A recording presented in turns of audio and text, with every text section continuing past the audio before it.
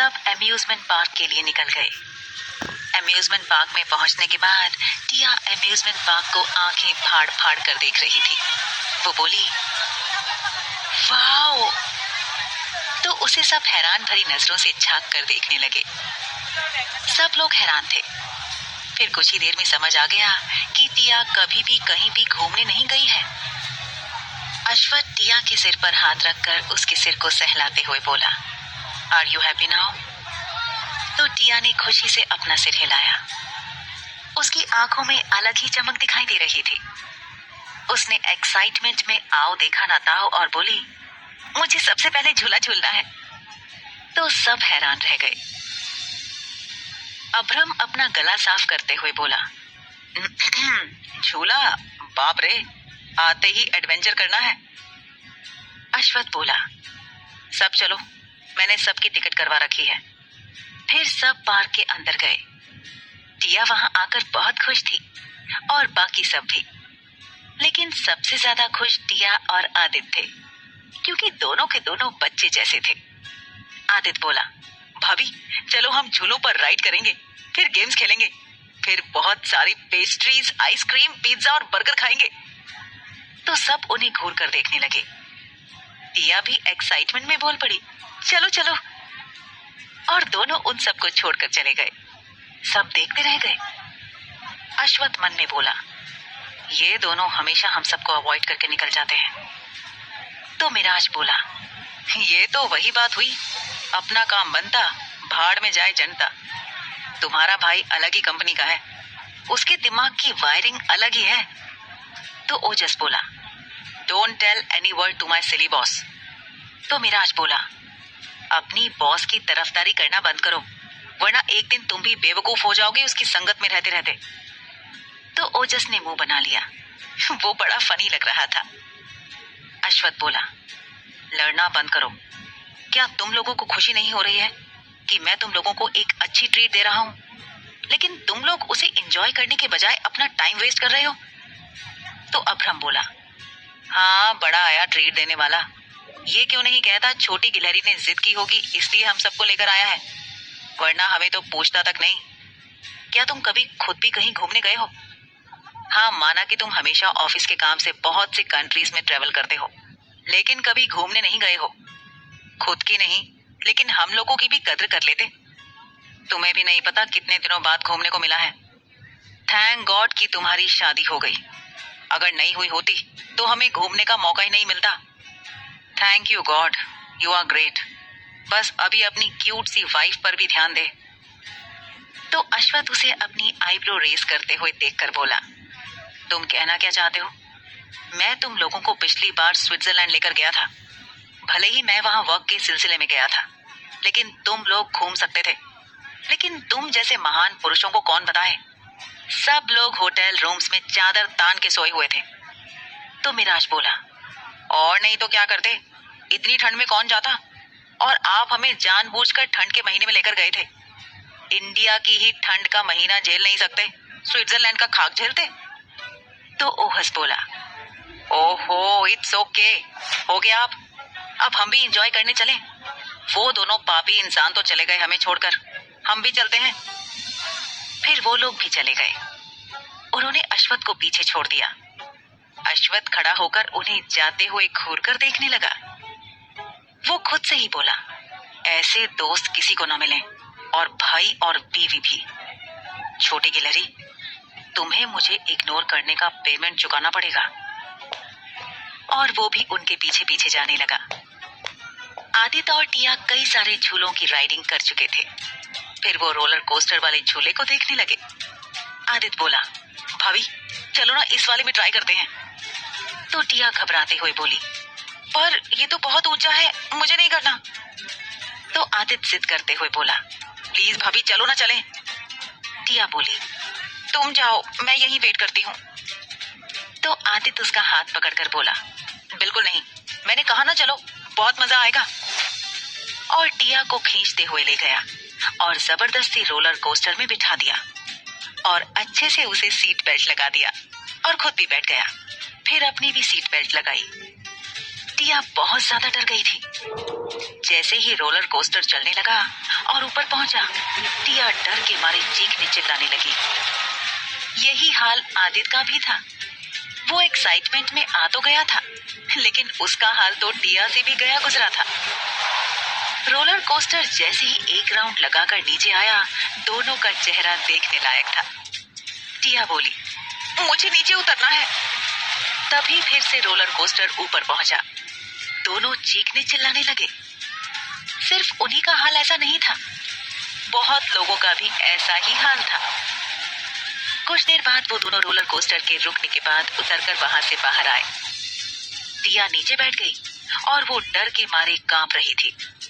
आदित्य का भी यही हाल था। तभी उन्हें एक आवाज आई, एक रोलर कोस्टर में इतना डर। तो दोनों ने नजरें उठाकर देखा। सामने अश्वथ अपने दोनों हाथ पीछे बांधे खड़ा था और दोनों की हालत देखकर उसे हंसी आ रही थी।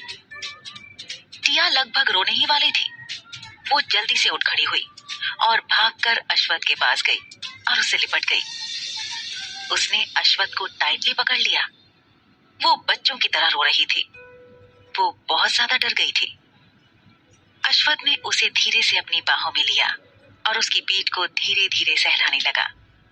उसने आदित्य को देखा। आदित्य मन में बोला, रोलर कोस्टर में झूलने का मेरा ही आइडिया था। मैं ही जबरदस्ती भाभी को लेकर गया था। अब पक्का भाई मुझे कच्चा खा जाएंगे। और वो भी जल्दी से गया और अपने भाई के दोनों पैर पकड़ लिए और बोला, आई एम सॉरी भाई, मुझे पता नहीं था भाभी इतना डर जाएंगी। मुझे लगा बड़ा मजा आएगा वहां। राइड करने के बाद पता चला कि मजा नहीं, सजा मिली। और अपनी मासूम शक्ल बनाकर अश्वथ को देखने लगा। आदित्य एकदम एक क्यूट पपी की तरह था। अश्वथ बोला, इतना नाटक करने की कोई जरूरत नहीं, चलो। और टिया को चुप कराया। फिर वो लोग बाकी लोगों के पास गए। फिर सब गेम्स खेलने लगे। उन्हें बहुत मजा आया। टिया और आदित्य ने आज जी भर के मनमानी की और जी भर के फास्ट फूड खाए, आइसक्रीम खाई, पेस्ट्रीज खाई। ओरियन टिया के खाने को देखकर अश्वथ से बोला, बिग बॉस, यंग मैडम को देखकर पता नहीं चलता कि वो इतना भी खाती हैं। इतना खाती हैं लेकिन ज्यादा कहाँ है? वो इतनी दुबली पतली क्यों है? तो अश्वथ बोला, मुझे क्या पता, वैसे भी शायद। तभी टिया खाने के लिए एक बच्चे के साथ भिड़ गई। वो एक बच्चे के साथ आइसक्रीम के लिए झगड़ रही थी। सब ये देखकर हैरान रह गए। अभ्रम बोला, अश्व, तेरी छोटी गिलहरी लड़ाई भी करती है, पर देखकर तो नहीं लगता। लगता है तुम्हारी क्यूट वाइफ के अंदर बहुत सारे टैलेंट हैं, जिसका ट्रेलर वो हमें धीरे धीरे टाइम टू टाइम दिखा रही है। तो अश्वथ बोला, जस्ट शट अप। फिर वो गया और बच्चे और टिया की लड़ाई को रोका। बच्चे की माँ अश्वथ को देखकर देखती रह गई।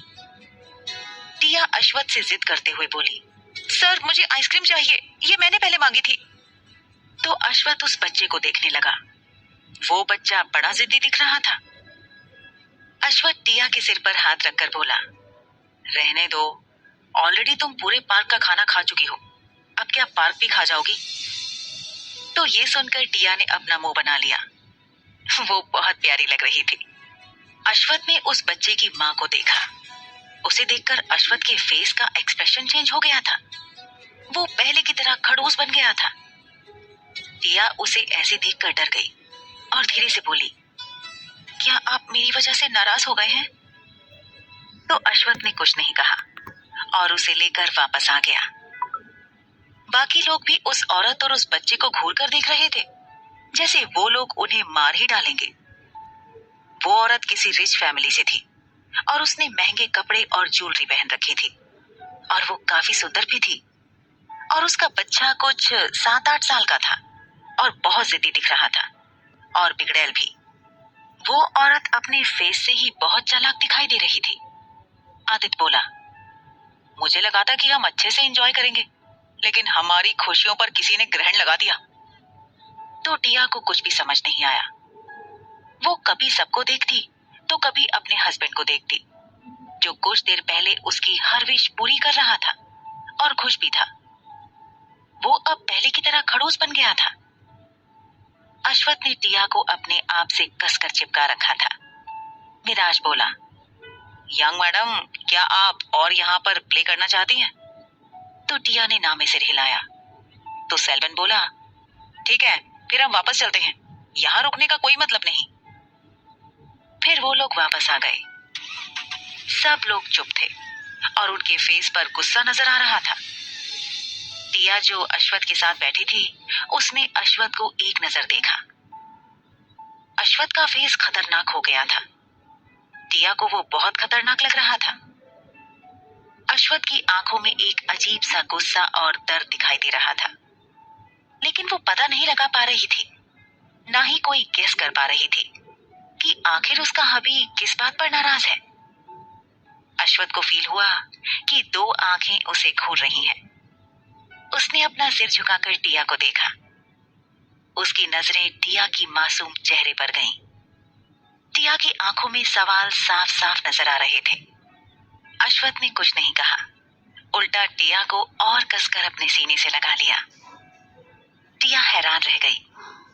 उसे समझ नहीं आ रहा था कि अचानक उसके सर को क्या हो गया है, पर उसने कुछ नहीं पूछा।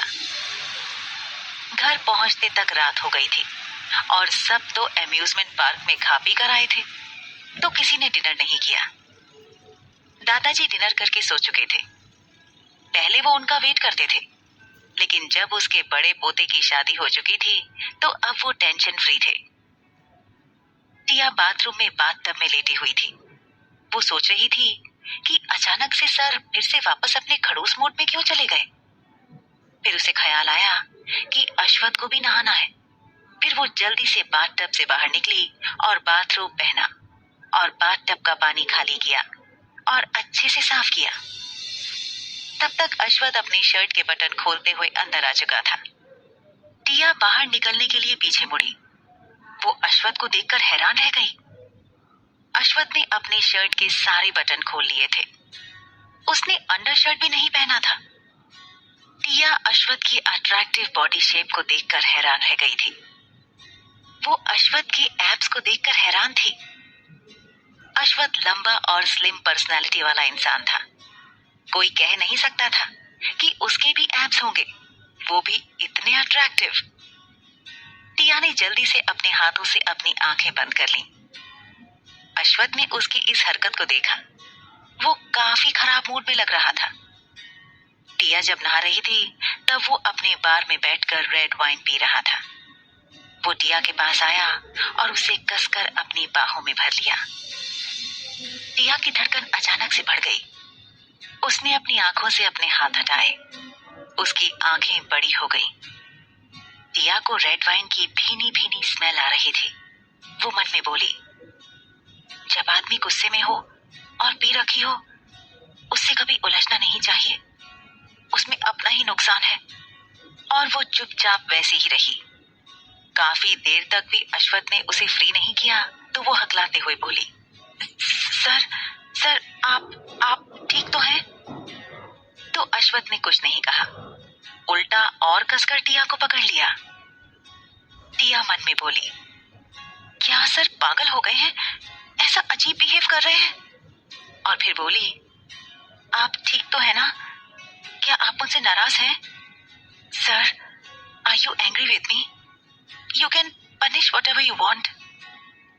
तो अश्वथ बोला, I am not angry with you, don't worry. Are you afraid of me? तो टिया ने अपना सिर हिलाया। तो अश्वथ भारी आवाज में बोला, don't leave me anywhere. Can't you love me? Please don't leave me. Tia उसका मतलब नहीं समझ पा रही थी, पर अश्वथ की बातों से लग रहा था कि वो अंदर ही अंदर बहुत